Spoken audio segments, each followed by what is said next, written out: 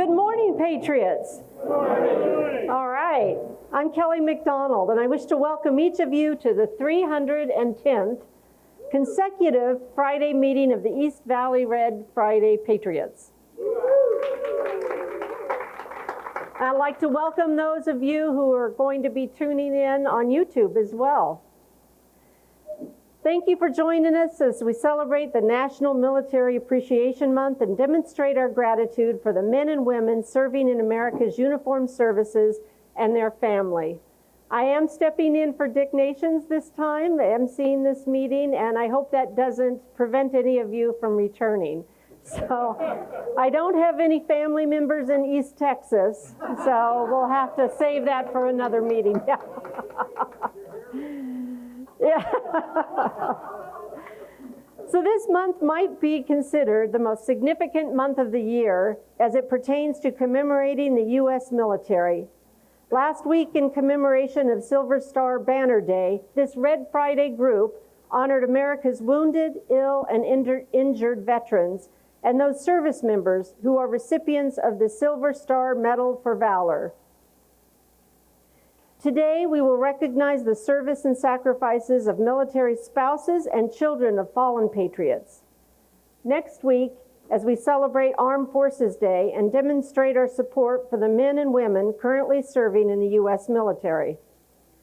Those commemorative events are followed, of course, by Memorial Day, a solemn occasion to honor the men and women who died while serving in the U.S. military. Every one of these commemorative events, undoubtedly of immense importance to our military and civilian communities, their families, and loved ones. So we thank you for your patriotism and for recognizing the significance of each of these commemorative events in May. And we are elated to have you join us in a show of solidarity and support for our deployed warfighters. Please rise and join me in the Pledge of Allegiance to Old Glory. I pledge allegiance to the flag of the United States of America and to the republic for which it stands, one nation under God, indivisible, with liberty and justice for all. Thank you. You know, here in the Valley of the Sun, we're blessed to have a significant population of veterans as our neighbors. In fact, the state of Arizona ranks in the top 25% of states for veteran population, with 8% of adult civilian population of Arizona being veterans.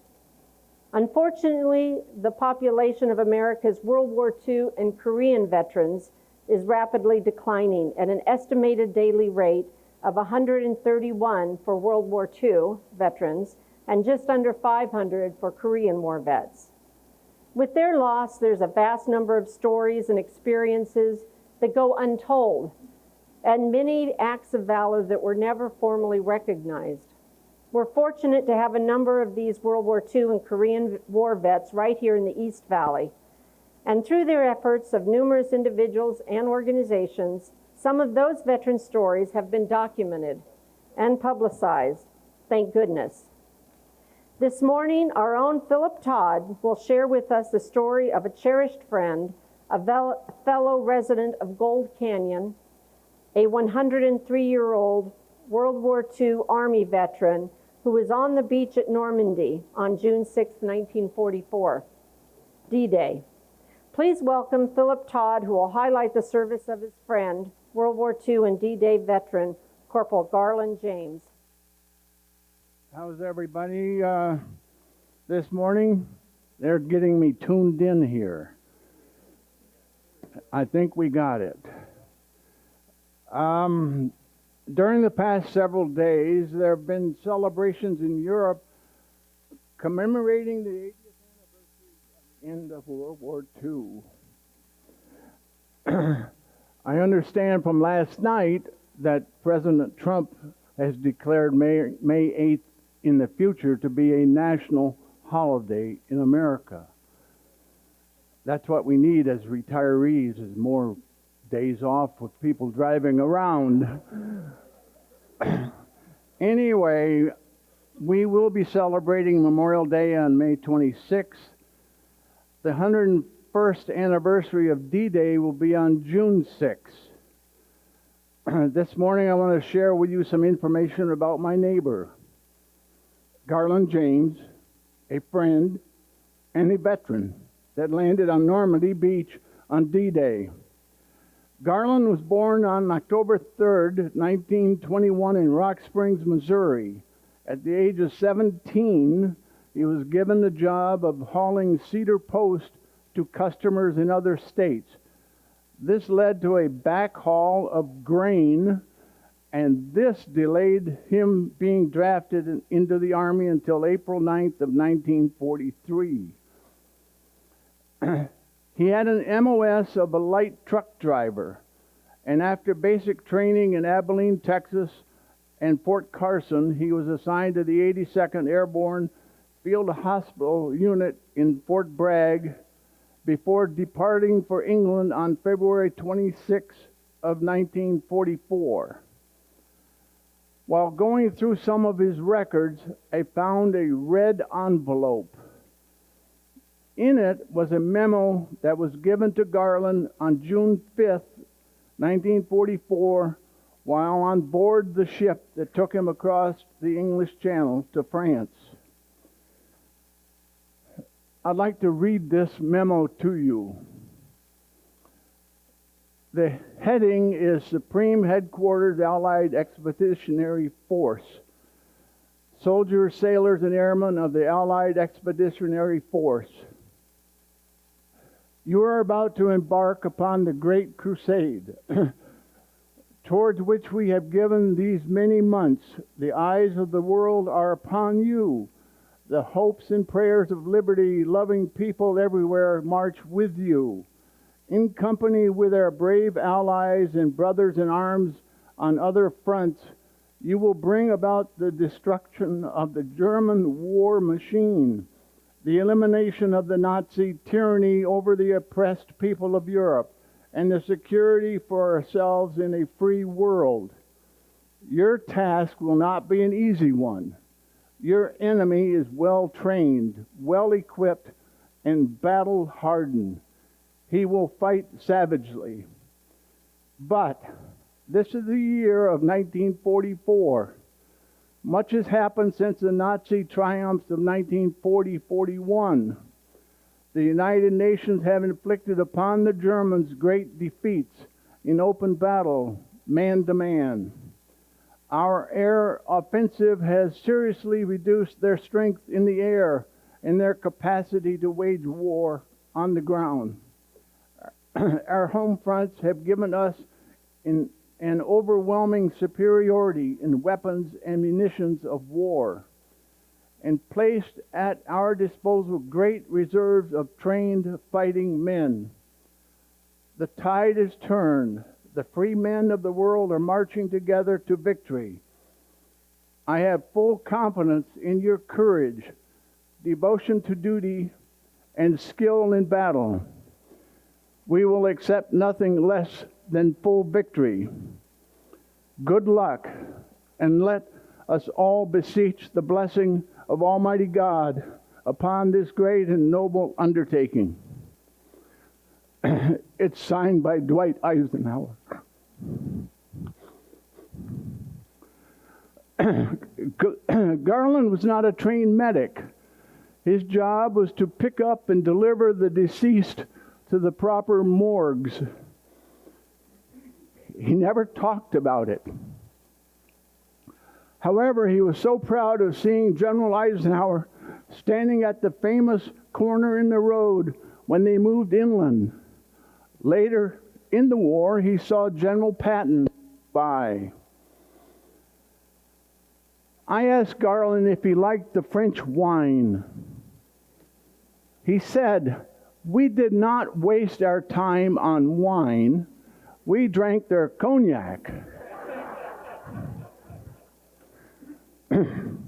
Garland went from Normandy to the Rhine River. Every time the 82nd advanced the field hospital, moving it closer to the front lines, He would drive the nurses and officers in a Jeep and would help move the equipment. He returned to the United States on December 12, 1945, and was discharged on December 21st at Fort Beale, California. His parents had moved to California, where they worked in the Todd shipyard. Garland drove his parents back to Missouri. Upon arrival, he met his best friend, who was getting married in 3 days. His friends suggested that he meet this young lady named Mary. He did, and on that first night, Garland said to Mary, "Our friends are getting married in 3 days. Why don't we make it a double wedding?" She agreed.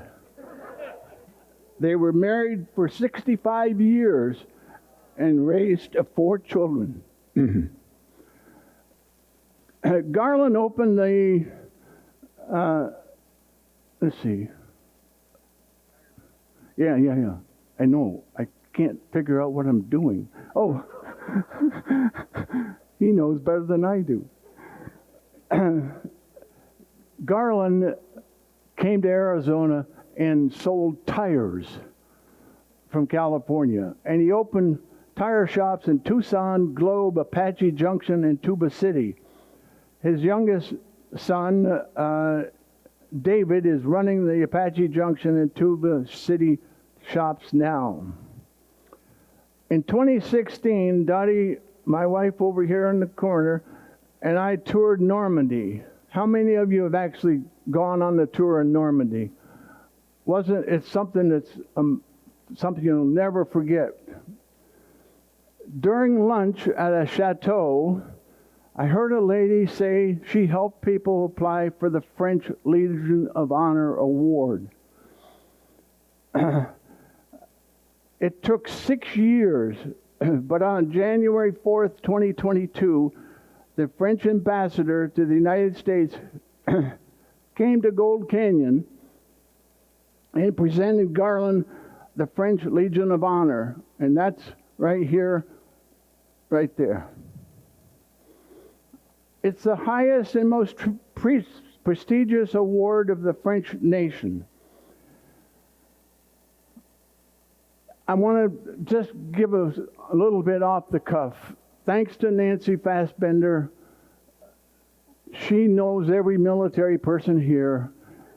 We ended up with 3 other gentlemen that served in World War II. One gentleman that spent 6.5 years in the Hanoi Hilton Hotel. And we ended up with several of the cadets of the Apache Junction Junior ROTC, or Navy ROTC.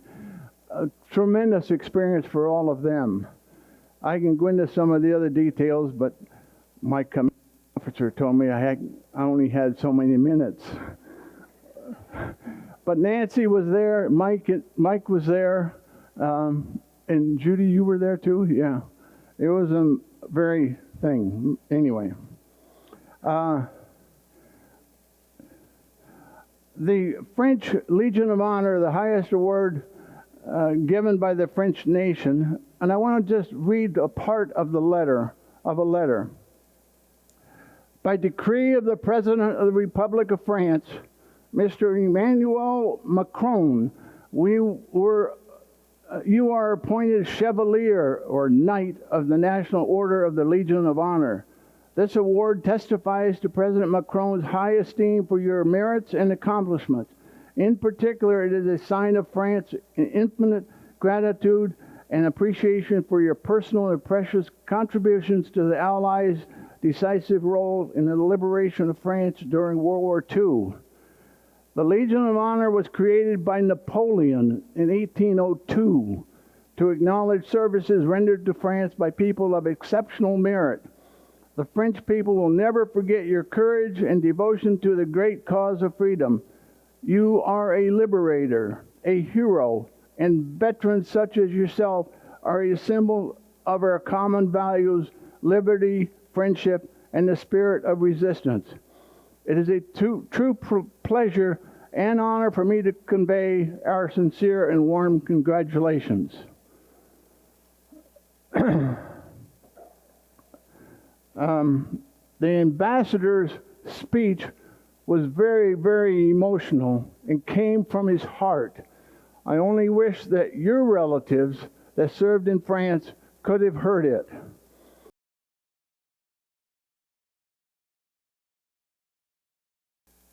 And as Kelly said, it's sad to report that last Sunday, May 4th, our friend, our neighbor, and a real veteran passed away. He was 103 years old, 103 years, 7 months, and 1 day old. Thank you very much. Now, Barry corrected me. He said, I didn't mention that the letter came from Macron. Well, it actually didn't. It came from the Los Angeles Consul General's office, but wow. It says Order of the Red.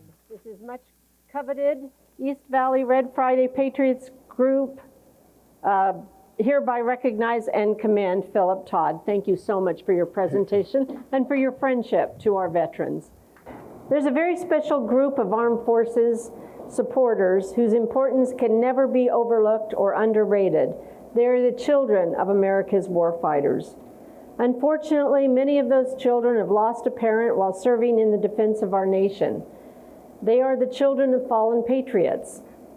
Here to highlight the commemoration of these children is our own Hank Nations. Hank, will you please come up and join me in welcoming her? To salute the sacrifice of military children who have lost a parent in the line of duty, May 13th has been proclaimed Children of Fallen Patriots Day. This day is celebrated during the month of May as an integral part of National Military Appreciation Month. May 13th was selected as the date of observance due to its being the day the Arlington National Cemetery was established in 1864. Although the commemorative is not a national holiday, 27 states and the District of Columbia now recognize and observe Children of Fallen Patriots Day in some form. This date allows all Americans to demonstrate their appreciation and support for the young people whose lives were forever changed with the loss of a parent's life in service to our country. Too often, this tremendous sacrifice is overlooked, which is why Children of Fallen Patriots Day was created, to applaud their resilience and their strength. Our service members killed in action often leave behind a family who suffers through the ultimate sacrifice. In the past 35 years, through the Iraq and Afghanistan wars, more than 20,000 American children have lost a parent to war. In Vietnam, 22,000 American children lost their fathers. The numbers must have been staggering for World War I and II. Lobbying for the date of May 13th to become an official national holiday is an organization called Children of Fallen Patriots Foundation, and that was established in 2002. The Children of Fallen Patriots Foundation has provided over $70 million in total assistance to include college scholarships, supplemental grants, and educational counseling for more than 3,500 military children who have lost a parent in active military service, to include combat casualties, military training accidents, service-related illnesses, and other duty-related deaths as ruled by the Department of Veterans Affairs.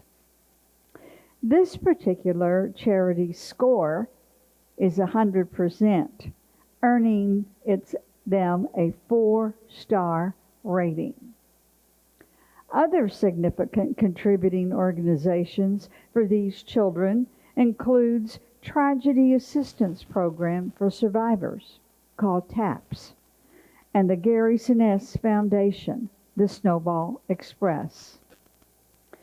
If you are so inclined, please go online and further check out these organizations, and if possible, and if you were moved to do so by a good deed, certainly a contribution will be very much appreciated.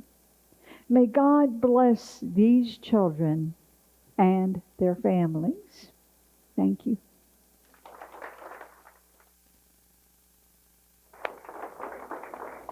Thank you, Hank. Okay, let us continue. Military Spouse Appreciation Day is celebrated on the Friday before Mother's Day in the United States. That happens to be today. We attribute this special day to acknowledge the significant contributions, support, and sacrifices of spouses and significant others of our men and women currently serving in the armed forces, and spouses or significant others of veterans who have previously served.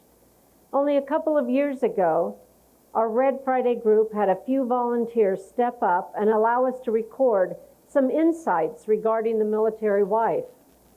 Let's listen to Hank Nations reciting A Wife's Letter to Her Soldier, written by Megan Williams.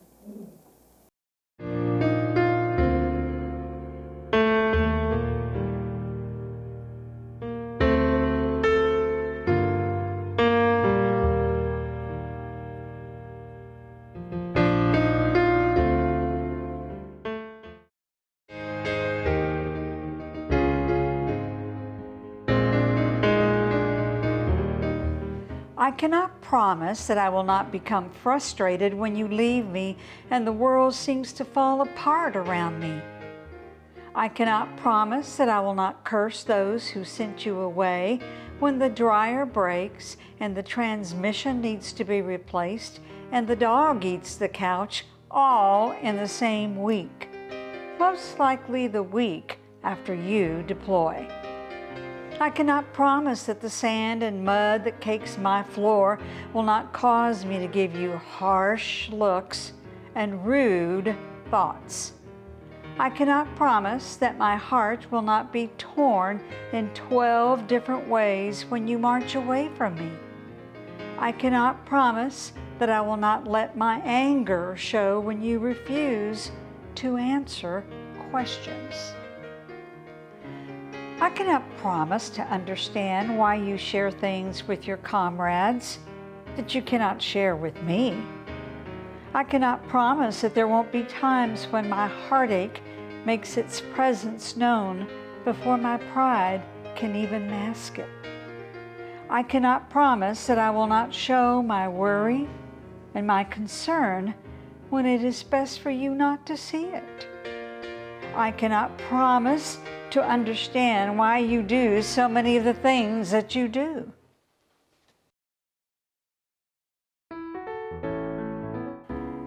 But I can promise that for as many tears of sadness and frustration and anger that are shed, there will be double of that of tears of pride. I can promise you that for every time that you are away from me, I will learn to cherish the times that you are with me. In everything, I will honor you and honor your sacrifice.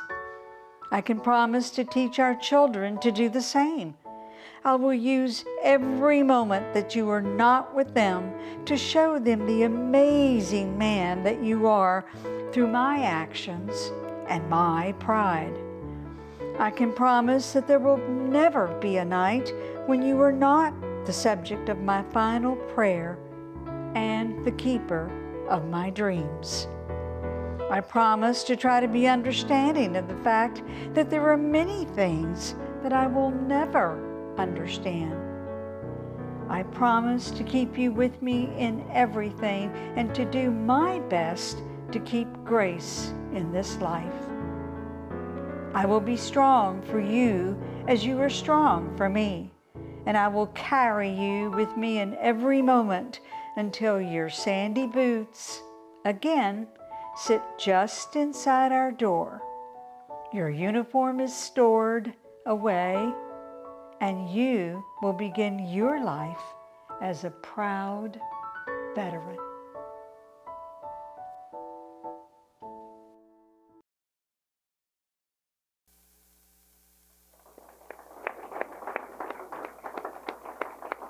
I was just thinking how lucky I am that that Dick didn't choose a video that makes me cry this time, and I'm managing, but thank you for that, Hank, that recording. That was very nice.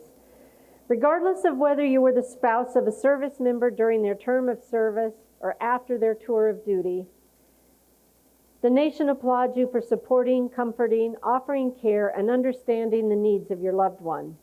And regardless of your spouse's nature of service, were it on active duty or in one of the nation's reserve components, your sacrifice and support has not gone unnoticed, and we sincerely applaud you. President Ronald Reagan recognized the profound importance of the spouse's commitment to the readiness and well-being of military members by declaring a proclamation on May 23, 1984, the first Military Spouse Appreciation Day. The U.S. Secretary of Defense at the time, Caspar Weinberger, standardized the date by declaring the Friday preceding Mother's Day as Military Spouse Appreciation. And on this day, we honor military spouses and significant others for their invaluable contributions to the defense of this great nation. It is a day to honor the exemplary service, tremendous strength, patriotism, and immeasurable sacrifices of our nation's military spouses, both past and present. This tribute gives thanks to those who, since the formation of our republic, have served our country with selfless support. Military spouses have been and continue to be a steady, strong presence on the home front and in the hearts of our military men and women and veterans. Most military spouses hold no rank and wear no uniform, yet humbly serve our nation with distinction. They endure deployments for weeks, months, and years at a time, sometimes with little warning, and they must brace themselves for the uncertainty that comes with goodbye.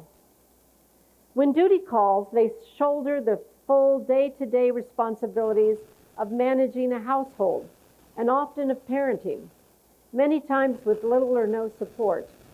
They hold down the home front during deployments, training, and many other circumstances, while their husband or wife serves the country.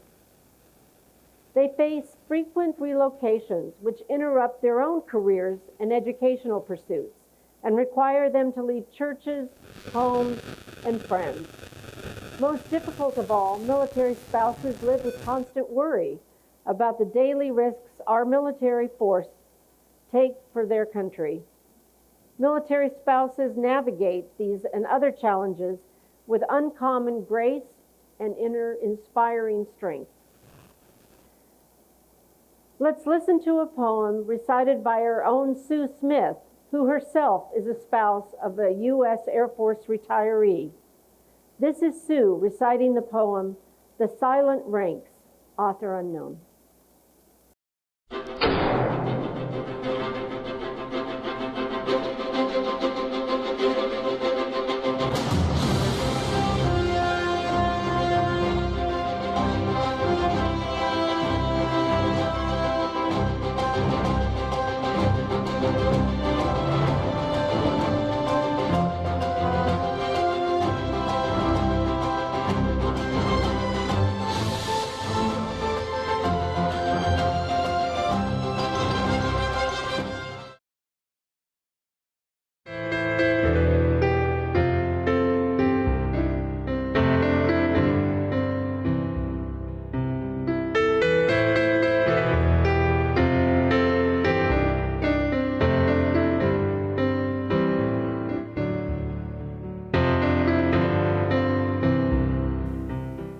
I wear no uniforms, no blues or greens, but I am in the military, in the ranks rarely seen. I have no rank upon my shoulders, salutes I do not give, but in the military world is where I live and am rarely seen. I am not in the chain of command, orders I do not give or get, but my husband is the one who does. This I cannot forget. I am not the one who fires a weapon, who puts his life on the line, but my job is just as tough. I'm the one who is always left behind. My husband is a patriot, a brave and pride-filled man, and the call to serve his country, not all can understand. Behind the lines, I see things needed to keep this country free. My husband makes the sacrifices, but so do my kids and me. I love the man I married. The military is his life. So I pledge to support my hero and stand among the silent ranks known as the military wife.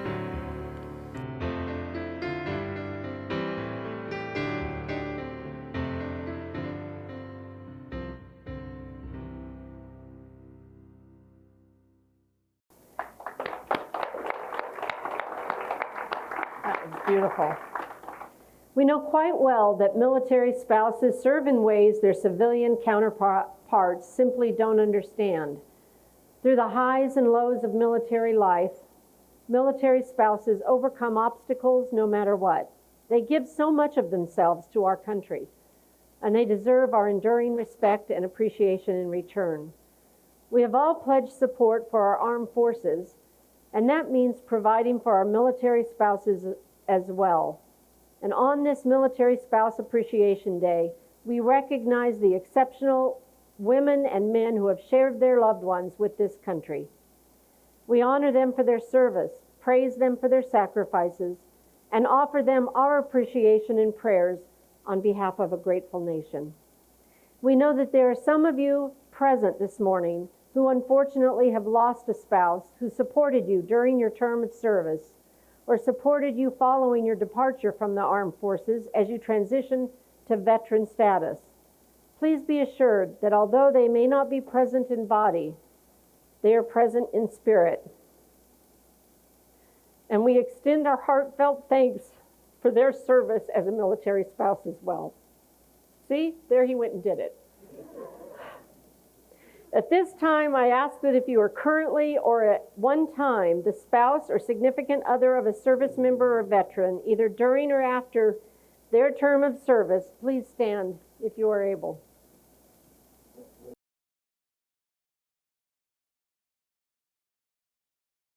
Okay, don't go anywhere. That was only a little painful, but anyway. To all our military spouses and significant others here this morning, we wish to present you with a memento of our appreciation, a lapel pin. The gift is indicative of your patriotism, your service as a spouse of a military veteran, and your personal sacrifice in supporting a member of America's armed forces.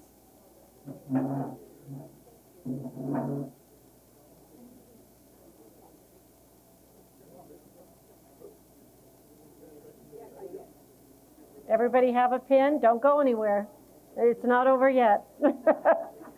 Over the years, roses have come to symbolize some of our strongest feelings, such as love and admiration. And to each of you standing here today, please know that we love and admire your service and support. Please accept these roses as an acknowledgement of our love, our respect, and our admiration for your service as a military spouse or significant other. And from the bottom of our hearts, we truly thank you. Please distribute the roses.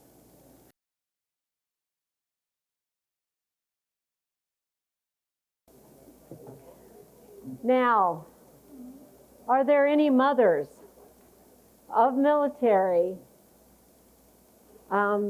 We'd like you to come forward and be recognized on this Friday before Mother's Day.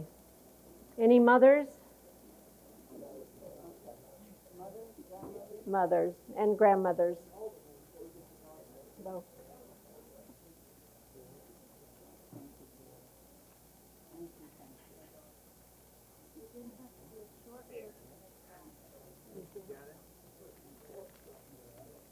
Thank you.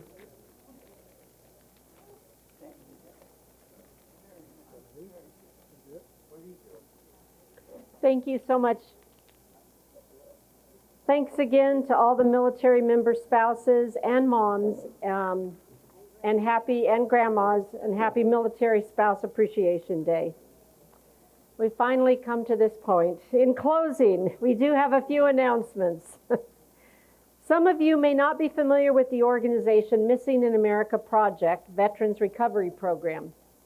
This is a federally recognized nonprofit veterans organization whose purpose it is to locate, identify, and inter the unclaimed cremated remains of American veterans through the joint efforts of private, state, and federal organizations, and to provide honor and respect to those who have served in this country by securing a final resting place for those forgotten heroes. The organization, along with the National Memorial Cemetery of Arizona, will lay to rest 14 unclaimed veterans on Wednesday, May 21st. An honor ceremony will be held at the National Cemetery at 10 a.m., directly across from the Visitor Center at the main stage. This ceremony is open to all veterans groups and the general public.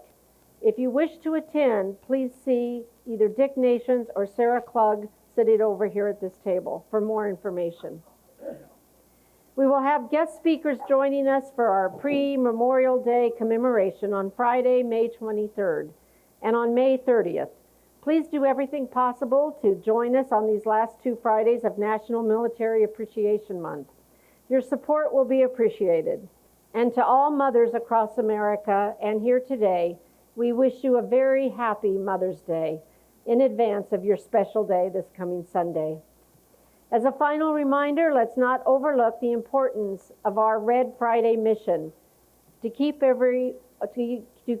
all our deployed warfighters in our thoughts and prayers, and to continue to demonstrate our support for these fine men and women.